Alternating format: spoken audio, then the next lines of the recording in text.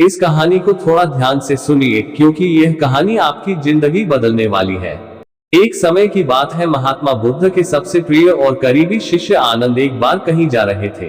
तभी रास्ते में उन्होंने देखा कि एक आधे उम्र का व्यक्ति एक चट्टान के ऊपर बैठकर रो रहा है। ये देखकर आनंद वहीं रुक गए और उस व्यक्ति के पास जाकर उसके दुखी होने का कारण पूछा। तो वह व्यक्ति अपने आंसू पोंछते हुए बोला, मैं यहीं पास के ही गांव का रहने वाला एक बदनसीब व्यापारी हूँ। मैं जो भी काम करता हूँ वह बिगड़ जाता है। व्यापार के चक्कर में मैंने अपनी माँ और पत्नी के गहने गंवा दिए, अपने परिवार को खो दिया और यहाँ तक कि अब तो मेरा घर और खेत भी गिरवी है। मुझे तो लगता है कि मेरी किस्मत ही खराब है। उस व्यक्ति की बात सुनकर आनंद बोले, तुमसे किसने कहा कि तुम्हारी किस्मत खराब है? जरा मैं भी तो जानूं कि तुम्हारी किस्मत में क्या खराबी है। व्यक्ति बोला, पहले मैं खेती करता था लेकिन हर साल उसमें घाटा होता था। कभी सूखा पड़ जाता तो कभी ज्यादा बारिश से फसल खराब हो जाती, कभी आवारा पशु फसल को नुकसान पहुंचाते तो कभी कीड़े मकोड़े और बीमारियां फसल को बर्बाद कर देते हैं। खेती से मेरे परिवार का गुजारा ठीक से नहीं चल पा रहा था, जिससे परेशान होकर मैंने खेती करना छोड़ दिया। व्यापार करने का निश्चय किया। मैंने पत्नी के गहने बेचकर अपना व्यापार शुरू किया, लेकिन मेरा व्यापार नहीं चला। शुरू में तो मेरे परिवार वालों ने मेरी आर्थिक मदद की, मेरा साथ दिया, लेकिन जैसे जैसे मुझे नुकसान होने लगा मेरे परिवार वालों ने भी मेरा साथ छोड़ दिया और मुझसे दूर हो गए। अब तो वह मुझे देखकर अपनी नजरें फेर लेते हैं और मुझे ही अपने परिवार की गरीबी और दुर्दशा का जिम्मेदार ठहराते हैं।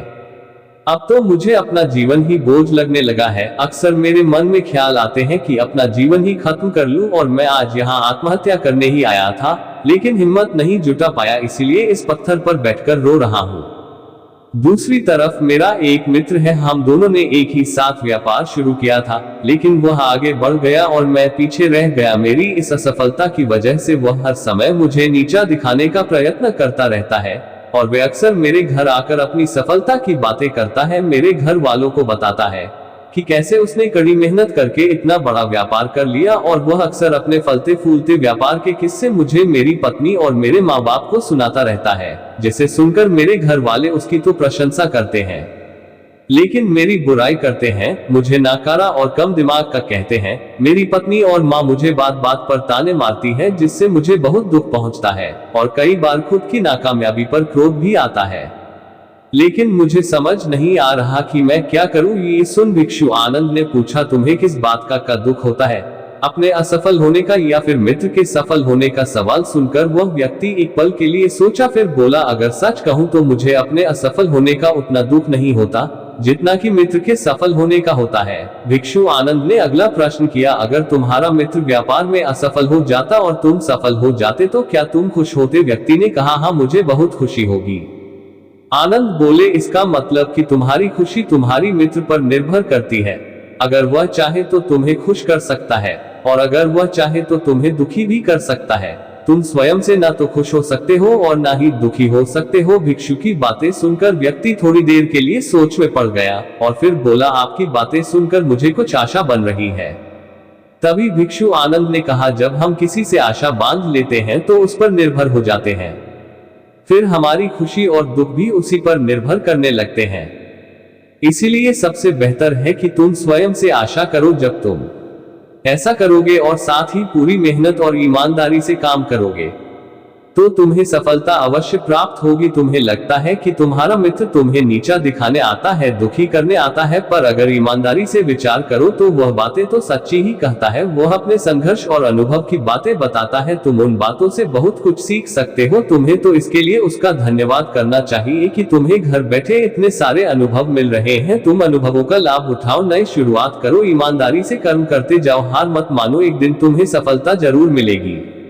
आज तुम जिसे अपना बुरा वक्त या बुरी किस्मत कह रहे हो, एक दिन ये बदल जाएगी और इसी के साथ तुम्हारी सोच और विचार भी बदल जाएंगे। और देखना, जब तुम्हारा अच्छा समय शुरू हो जाएगा तब तुम्हारा मित्र भी तुम्हें अपनी सफलताओं की कहानियां नहीं सुनाएगा, तुम्हें अपनी असफलताओं और परेशानियों की बातें सुनाई देगा, ताकि तुम उसकी बातें सुनकर भ्रमित हो जाओ, तुम्हारा आत्मविश्वास डगमगा जाए और तुम गलत निर्णय ले सको। लेकिन उस समय भी तुम्हें अपने ही बुद्धि का प्रयोग करना होगा, स्वयं पर विश्वास रखना हो। जिस प्रकार तुम्हारा मित्र आज तुम्हें दुखी करने आता है, वैसे ही वह उस समय भी तुम्हें दुखी करने आएगा।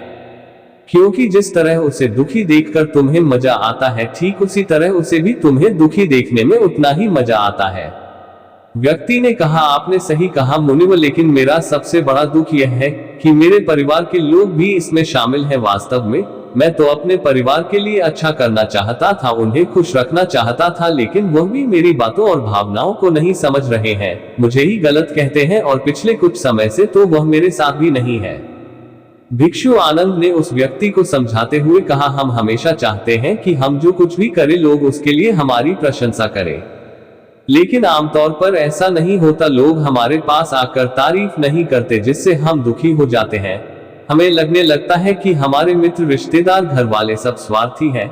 लेकिन अगर तुम किसी को अपना परिवार मानते हो और उसके लिए कुछ करना चाहते हो, तो फिर तुम ऐसा क्यों सोचते हो कि तुम दूसरों के लिए कुछ कर रहे हो? वास्तव में तुम अपनी खुशी के लिए कुछ कर रहे हो, क्योंकि उन्हें खुश देखकर तुम्हें खुशी होती है। अगर ऐसा करते समय तुम मानकर चलते हो कि तुम दूसरों के लिए कुछ कर रहे हो, तो तुम दुखी रहोगे, लेकिन अगर तुम्हें लगता है कि तुम स्वयं के लिए कर रहे हो, तो तुम खुश रहोगे।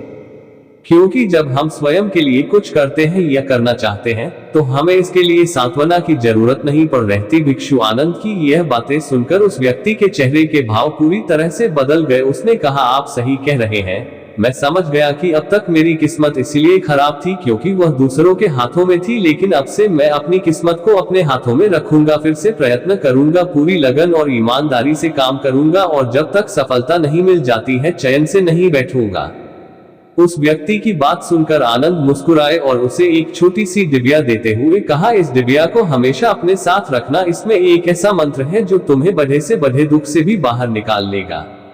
लेकिन इस डिबिया को तभी खोलना जब तुम्हारे सारे रास्ते बंद हो जाएंगे, कोई उम्मीद नजर ना आए और तुम्हें लगने लगे कि सब व्यर्थ है, ये दुनिया व्यर्थ है और यहाँ रहना भी व्यर्थ है। व्यक्ति ने भिक्षु का धन्यवाद किया और उस डिबिया को लेकर अपने घर वापस आ गया। उसने नए उत्साह के साथ दोबारा अपने व्यापार की शुरुआत की और इस बार उसका व्यापार चल पार, जहां अपनी मेहनत और लगन के बल पर बस कुछ ही सालों में वह एक बड़ा व्यापारी बन गया। उसके परिवार वाले भी उसके साथ आ गए और उसका जीवन बहुत ही सुख, शांति और समृद्धि के साथ बीतने लगा। लेकिन समय और किस्मत के खेल को आज तक ना कोई समझ पाया है और ना कोई समझ पाएगा।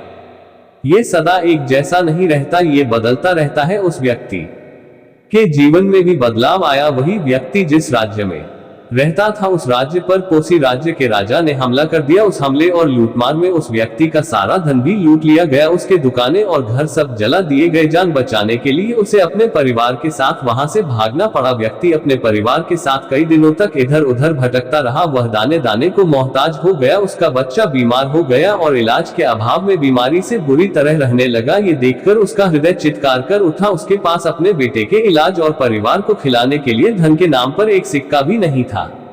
वह अंदर से बुरी तरह से टूट गया। ऐसे में उसे एक बार फिर से निराशा ने ही घेर लिया। उसे लगने लगा कि उसका जीवन व्यर्थ है, सारी दुनिया व्यर्थ है। लेकिन तभी अचानक उसे भिक्षु आनंद द्वारा दी गई डिबिया की याद आई। उसने भी उत्सुकता के साथ उसे खोला। उस डिबिया के अंदर एक पर्ची रखी हुई थी। उस पर्ची पर कुछ लिखा हुआ था। उस पर्ची को उसकी आंखों के सामने छाया हुआ निराशा का अंधेरा छट गया और वह एकदम से मुस्कुरा उठा। उस पर्ची पर लिखा था, यह वक्त भी गुजर जाएगा। दोस्तों, ये कहानी हमें सिखाती है कि समय के खेल को समझना असंभव है, ये हमेशा बदलता रहता है। इसीलिए बुरी परिस्थितियों में हमें अत्यधिक निराश नहीं होना है, आत्मविश्वास बनाए रखना है, क्योंकि समय बदलता जरूर है। आज बुरा है तो कल अच्छा भी जरूर आएगा। बाकी अगर यह कहानी आपको अच्छी लगी हो तो हमारे चैनल को सब्सक्राइब करें। मिलते हम आपसे ऐसी ही एक और प्रेरणादायक कहानी के साथ अगले दिन। धन्यवाद।